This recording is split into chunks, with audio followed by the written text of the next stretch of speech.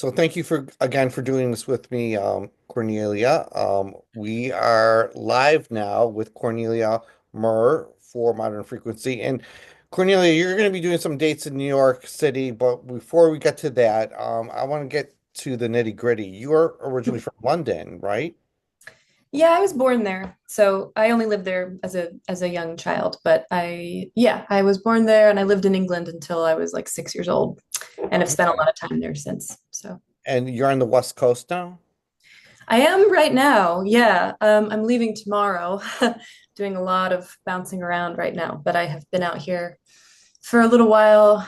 Gonna go to New York for these shows and then I come back here for the release shows here. Okay. So I'll be back here soon. Um, your debut album is out and at the end of the month on the 28th, and it's called Run to the Center. Is there any themes that went through and any thoughts on this album as it's ready to be released?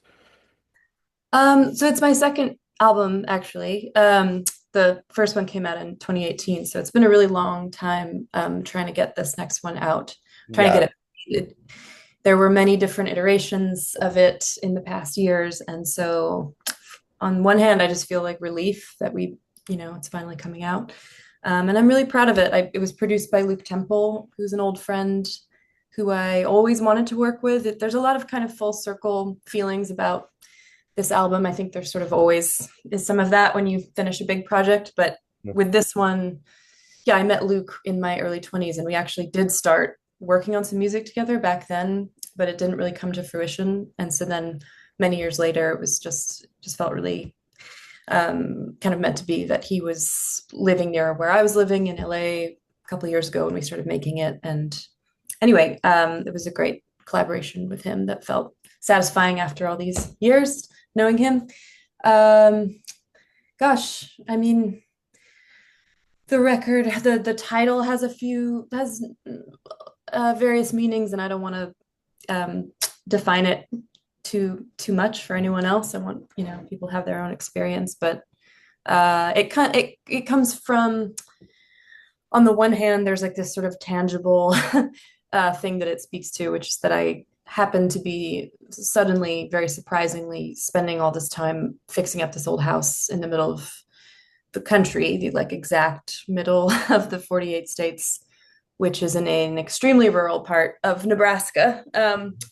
So it was quite an extreme environment in that way, more than anywhere else I've ever spent time.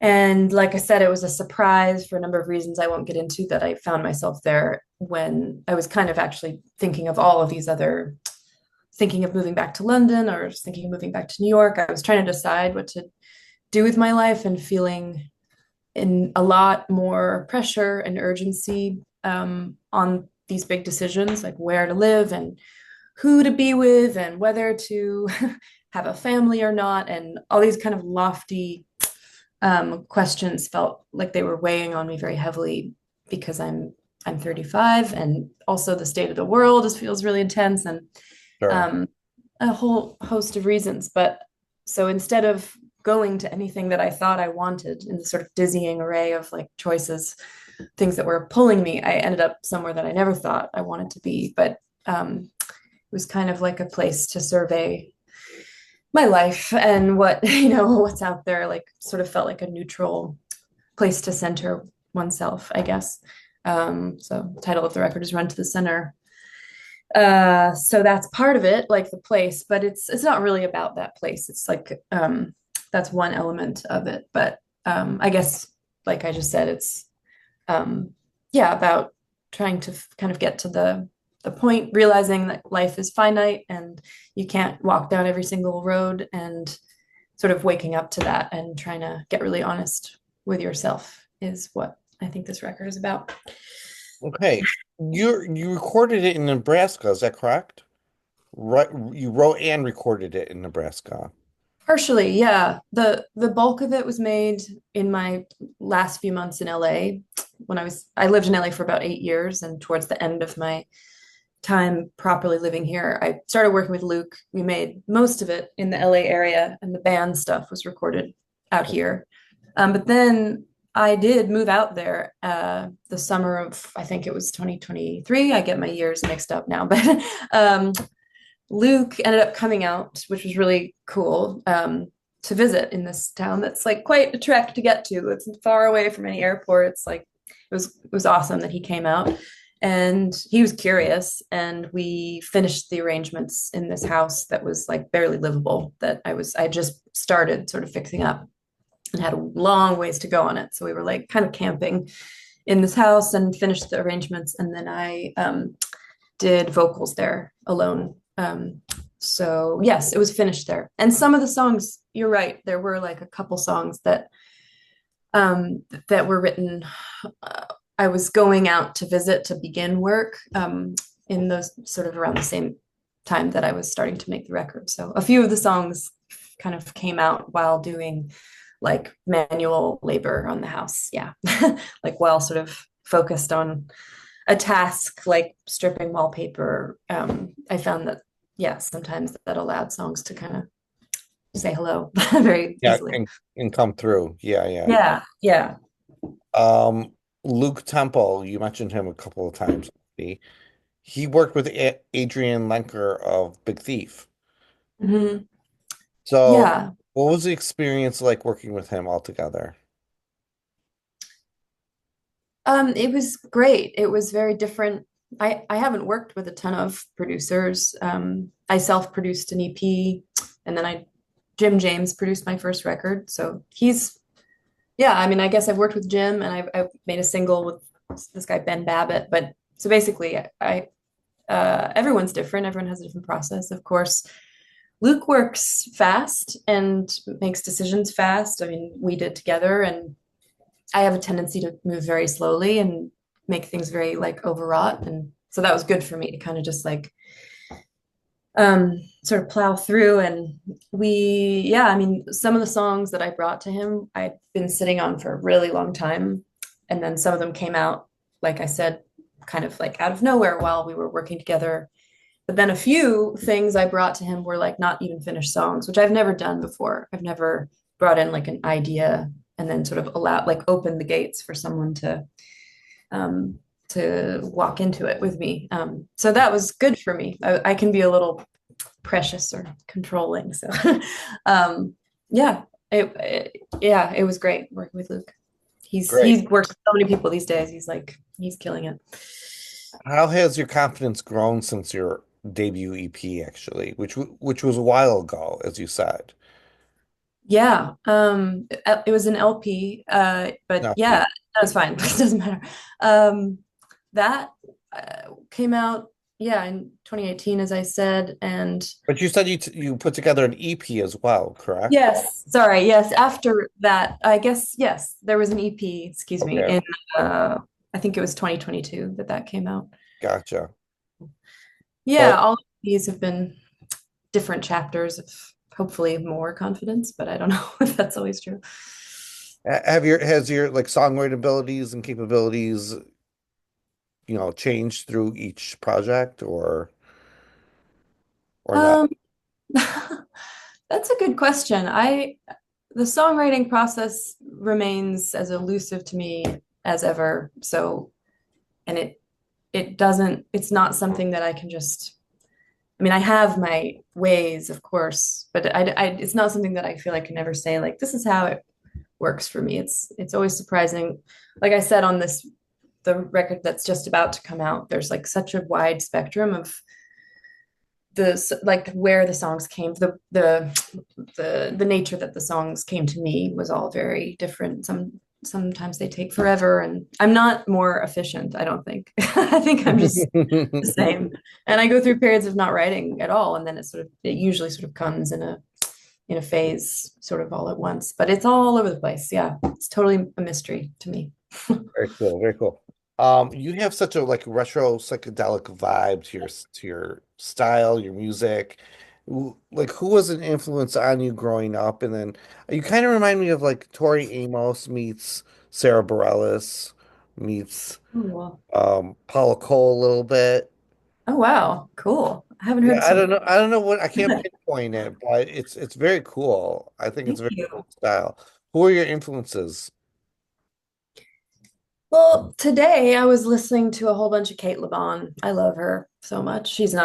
She wasn't an early influence, but I mean, I have listened to her for years at this point, and I love everything she touches. And I also love that she's a producer too, and that I would love to venture into producing, I think someday. So I think about her from time to time. But early influences, I mean, Kate Bush. I Oh, like Tori Amos. I remember, I think I learned a Tori Amos piano piece when I was very young. Um, I mean, Enya, if we're talking early, I mean, the Beatles, like, Joni Mitchell, right. it's Nina Simone is huge for me, Oh or yeah, yeah, yeah. like I love, yeah, God. I mean, yeah, Bridget St. John. Do you know her? No, I'm not familiar. Check her out. She's like a British folk singer that I just adore. Okay. Yeah, I don't know. It's there's just so many, of course. But yeah, I mean, Kate Bush is a pretty big one All if we're right. talking early on. Cool. What do you look forward to when coming to New York and putting on the show here? What's the Uh, difference between the East and West Coast for you? What is it? that's a good question. I've spent almost equal amounts of time. They're both sort of like they both feel like home in a way, but New York a little more so, just ever so slightly. And um, I mean, I had yeah. What I mean, the shows are sold out, which is awesome, which is a great feeling going into it, just knowing that. And it's two nights in a row is cool to kind of get cozy in the venue and know you can do it again.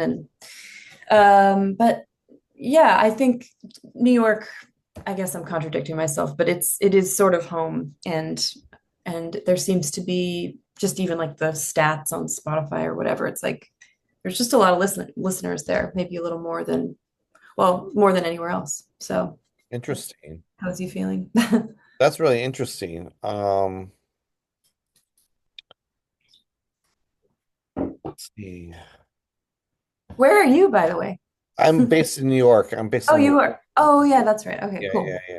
So that's interesting that you find more of an audience growing here versus the West Coast because we're based on the West Coast. Well, But I'm not really. I've been in New York actually. So I'm here in LA at the moment, but I spent like this past July until recently in New York. I'm there a ton. I'm not really fixed anywhere at the moment, but all right, cool. yeah. You're a Yeah, nomad. it's close. I mean, like there's a similar amount of listeners out here, but it's a little bit, just a little bit. I don't know why. You never know these things, but a little bit more in New York. Why did you pick Nebraska to record the album though?